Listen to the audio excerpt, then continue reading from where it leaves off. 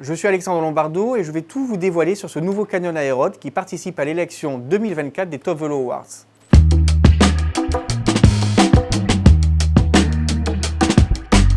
Canyon a présenté cette 4e génération au tout début de l'été 2024. On peut parler d'évolution, mais pas de révolution. Pour rappel, l'Aérod, c'est vraiment le vélo aéro ultra racing de Canyon.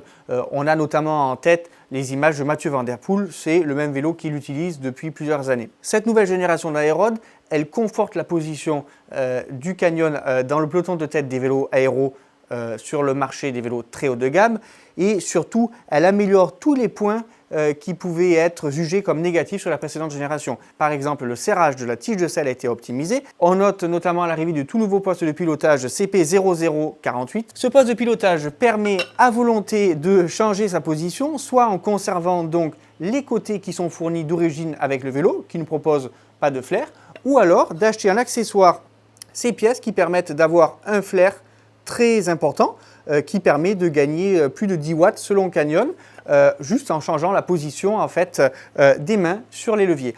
Ce poste de pilotage permet aussi de monter un ensemble de contre-la-montre pour un usage triathlon. C'est à mon sens la pièce maîtresse du vélo, c'est une pièce très évolutive, c'est une pièce très bien étudiée. Ça peut être un argument d'achat pour ce vélo. Ensuite, Canyon a fait évoluer la visserie de ce vélo. Par exemple, toute la visserie est au format Torx T25.